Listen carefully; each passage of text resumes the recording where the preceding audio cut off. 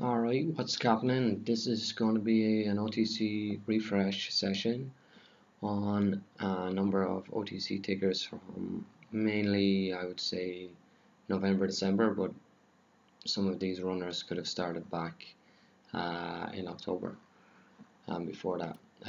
CLOW looked like some kind of a promo. Not 100% sure. I checked OTC markets. Didn't see any news on it. Cloud-based company, cloud-based technology, but it ran up here. Had a couple of panics which recovered here and here, and then had this day, red day. And then it kind of consolidated, I guess, or it started to ramp up again. So I was watching it, but I didn't trade it. Let's see. What a huge opportunity if you're shorting on this day here on the 22nd of December, because it completely capitulates. Sign here of potential collapse was the prior day. In the morning it came down from 560s down to 463 and recovered, and the next morning a small little gap up, and then it collapses. Well, it falls to 550s, which is compared to the prior action, it is a sign that it's potentially a bit unstable or weak.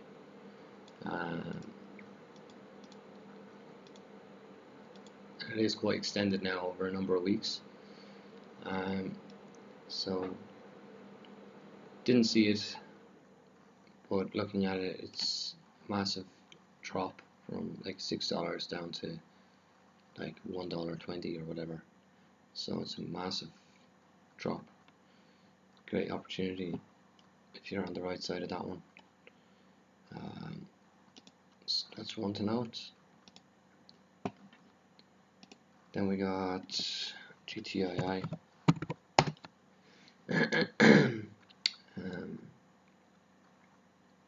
Yeah, it's having its number 6 pattern, dead pump bounce, where it's come up. It's had its major run back here, and did have a bounce here into a panic, and it's kind of just rolled over a number of weeks, and bottomed out here, and then start to come back up. So on volume as well on this day as well. So let me see.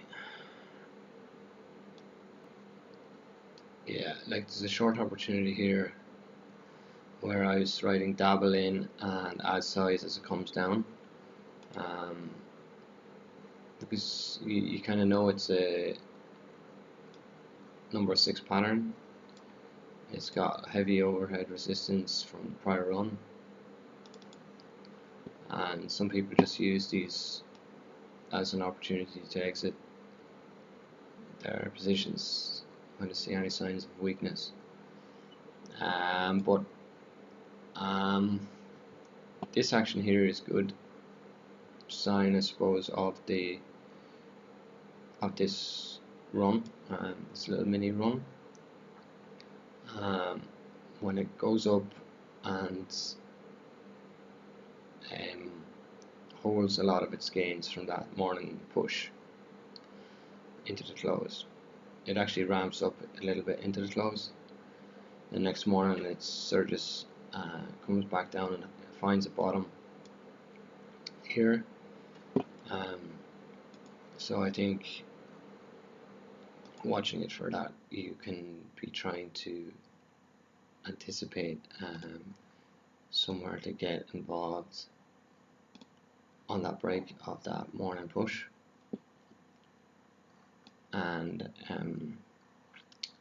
then it's quite volatile, 170 down to 140s, but it's holding up. And the next morning it still closes strong, and then the next morning is, after that strong green day, you're like, okay, how much more has this got in it? And it dips the open, maybe catches out some shorts, you get squeezed out, and it pushes a little bit further, but ultimately $2 was its max. And signs of reversal, like the fact that it's already ran from the prior day from the 120s up to 2, you know, it's very extended now. So I could be thinking about a little dabble short, maybe take a 25% position somewhere around the $2 area. So when I see a candle like this, you might be inclined to think, so you could be starting dabbling the 190s, but even better is up here when it's that bit more extended, but and there's no real push in volume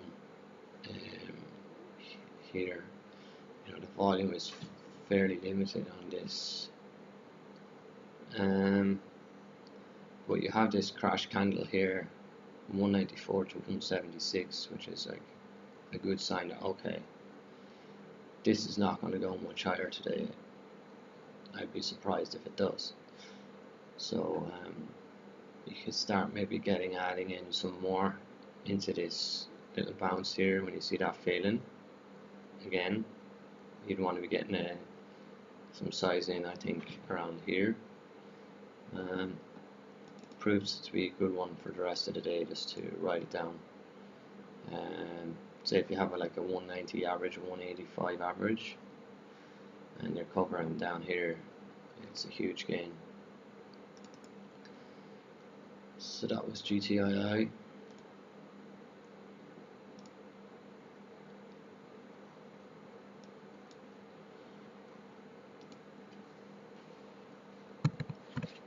MMTLP is the one that's gone. Great run. I participated here, got a 13% gain, but there was a huge bounce here. It was a kind of a bit unexpected and random and extreme, from like 5 to 10, and then it came down the next 2 days. The spread was a bit rough on it for a lot of the time, so you can't really take a huge size unless you're really sure what you're doing.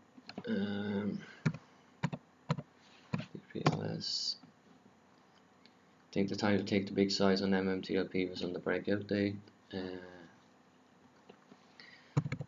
past the $10, is it? Past here, this breakout. DPLS ran for a little bit this month, had one green day, and then stumped.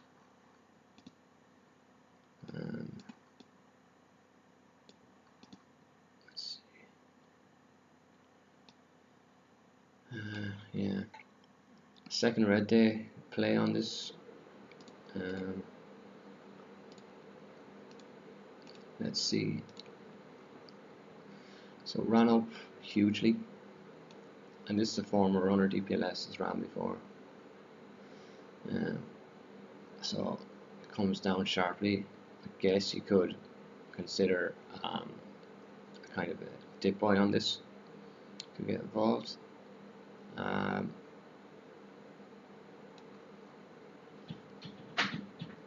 Go sideways for a long period, and then you see this action at the open. It's very low priced, so I'm not sure you can get shares to short. You need a specific broker for that. So there wasn't much to talk about there, to be honest, on DPLS. But you can see it's a former runner. If you look back, This one went bananas during 2020, 2020, well 21, and yeah, like it had this breakout over this level, surged for 1, 2, 3, 4 days, then had a kind of exhaustion day, I guess, came down, but kept going, then built up for another breakout and ran for, I suppose you could say, 1, 2, 3, 4 days and a bit, and then that was the end of that particular run.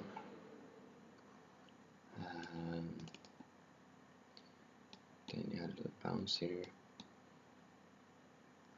Tim Sykes traded it in here on this day and sold the next day, I think. So that's that one. DPLS. But down here it's just one day and then dumps.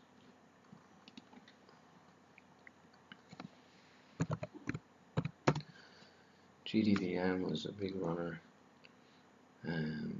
Had a big panic, and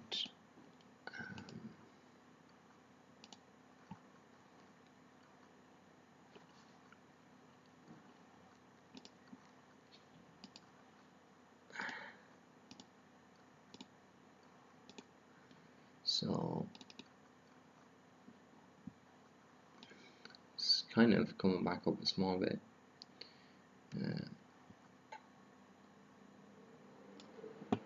Comes down here. I guess you could think about a bounce kind of when it's come down so much.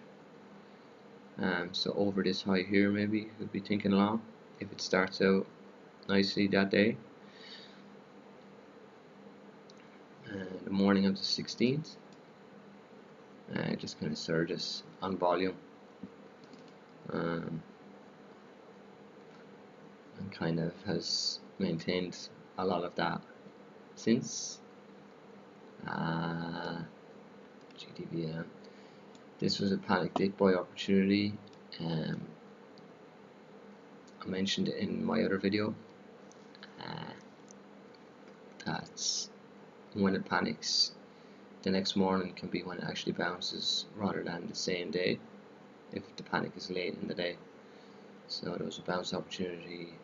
Tim Sykes traded it here, a small loss, and then traded it the next morning for a bigger gain. So it's just something to note for me mentally, to take note of when these collapse, that they can still bounce the next morning. And let's see, zoom out a bit on this. Yes, it's been running up.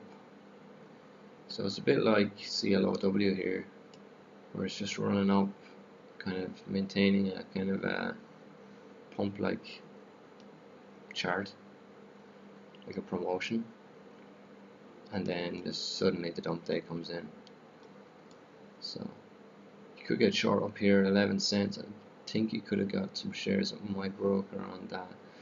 I could have got something, but huge drop. So GDVM, and it could have another big green day if they repump it. Let's see what happens with that one. MKGP.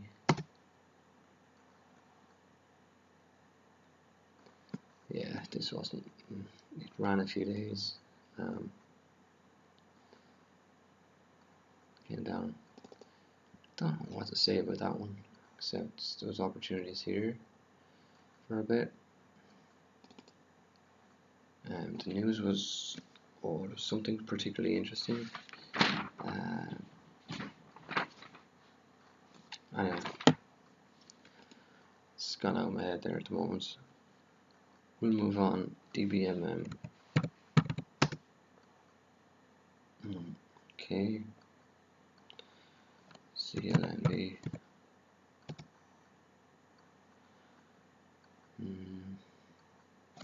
is interesting enough in here. Breakout here, I suppose I've highlighted.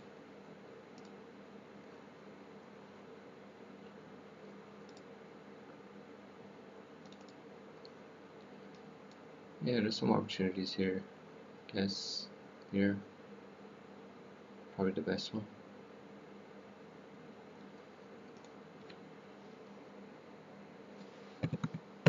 The RLL.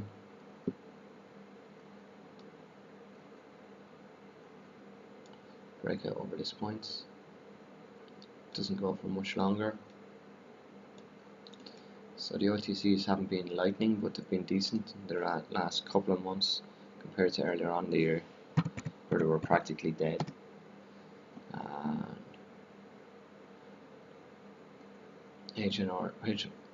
NRC was another interesting one. I paper traded it here and stopped out. So needed a little bit more patience, I think, to wait.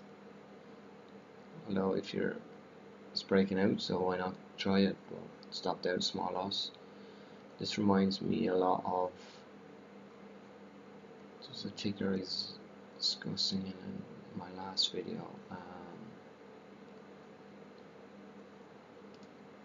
It'll come back to me. WBO.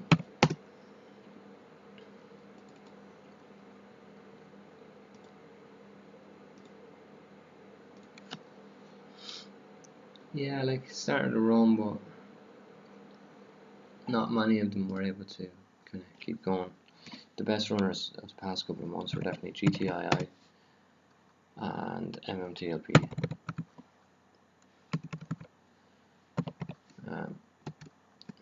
Which both were essentially pump and dumps.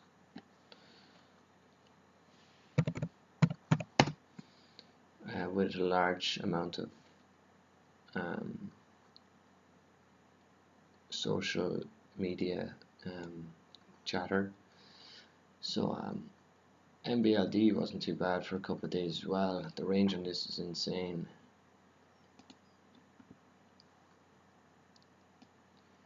So to the downside, there was some great range early on. It was a couple of huge moves, and then if you get the right side of some of these to the short side as well, you can make money both ways.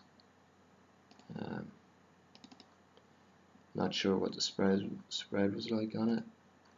I wasn't watching this one closely at all.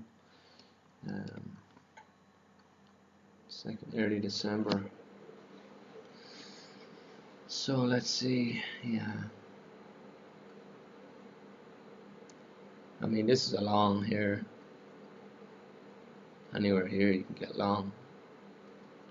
And then I suppose think about short here, but next morning you're gotta be wary. It does bounce close to the highs. So see if I can see it on a 1 minute.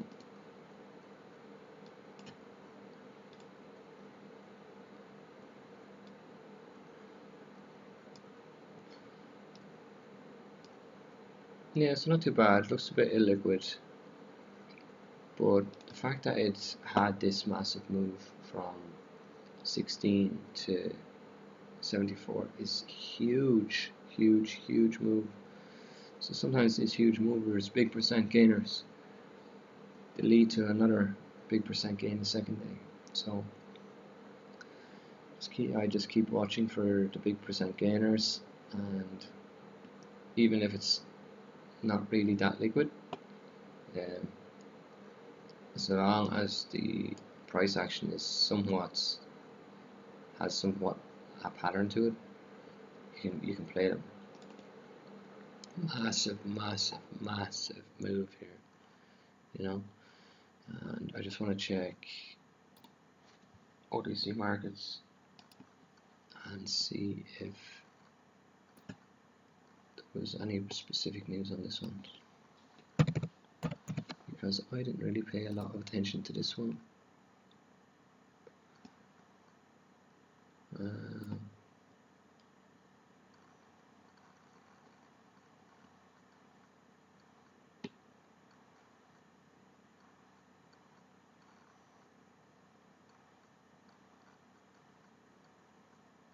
REII.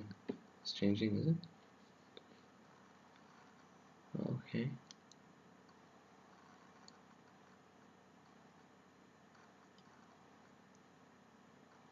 There we go.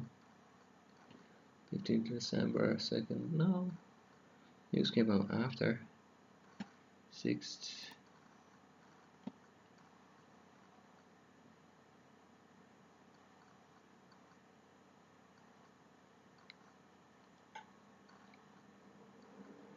No imminent news press release.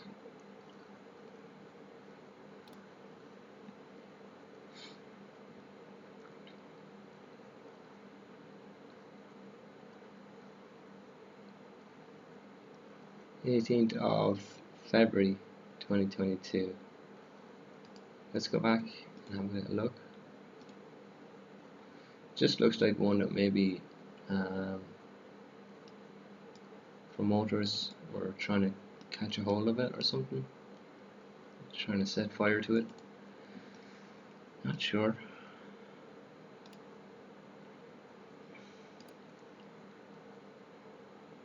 Um, 1st of December, and yeah, this was the trigger.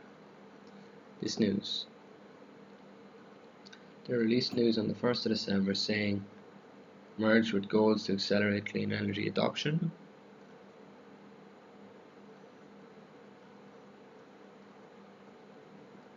It was a merger.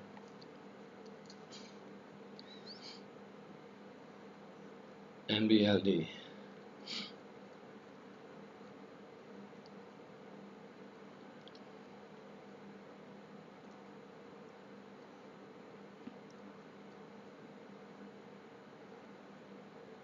Rapid EV charging.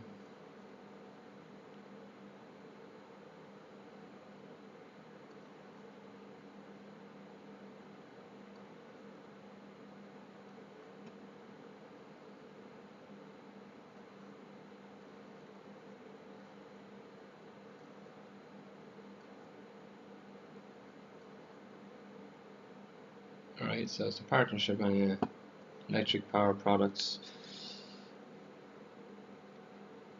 We see a limitless future.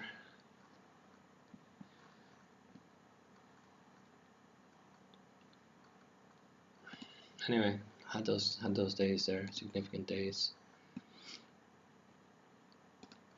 Wrong.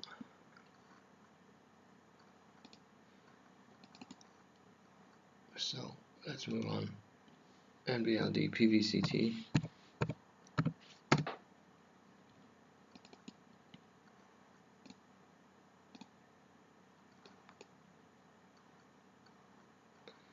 Decent and drops.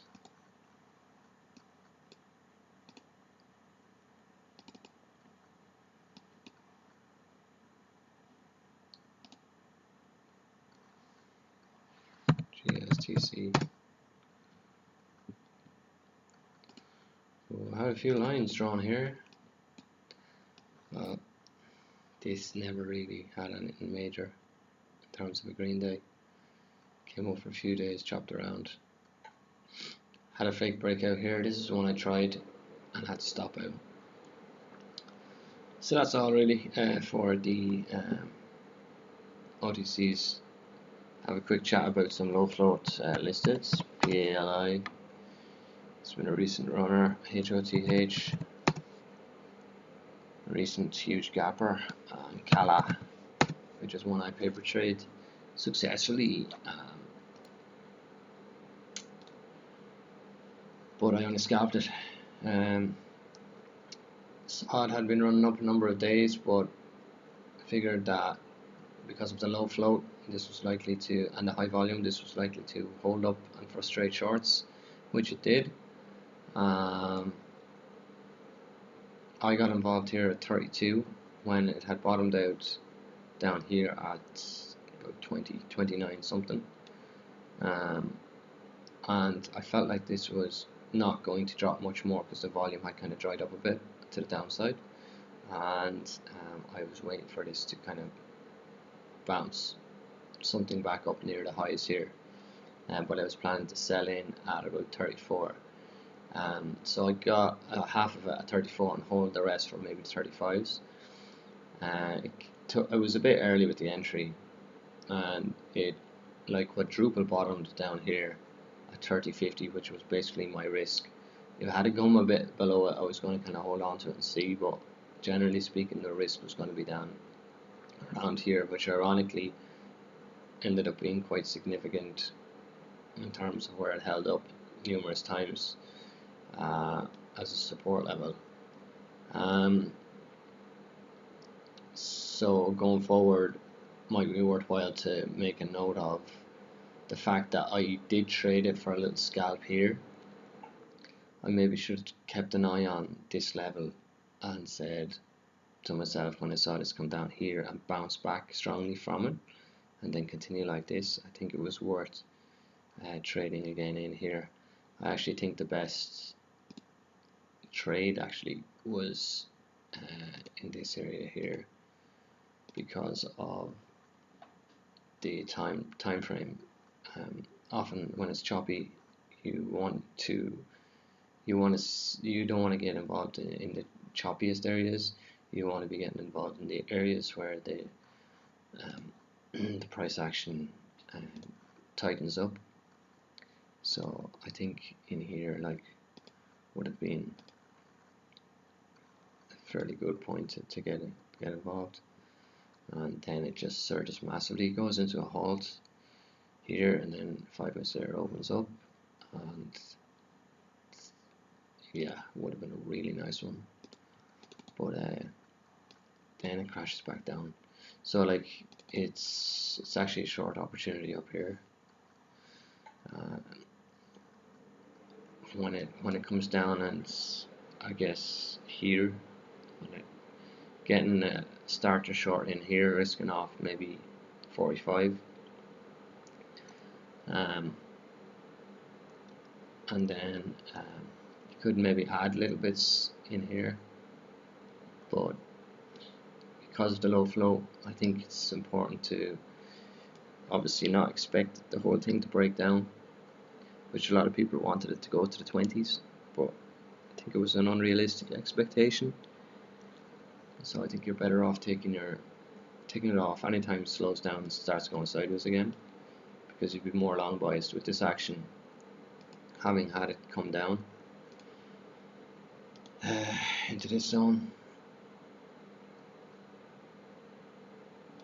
I'm actually more long biased, but I wouldn't really be trading it at this point because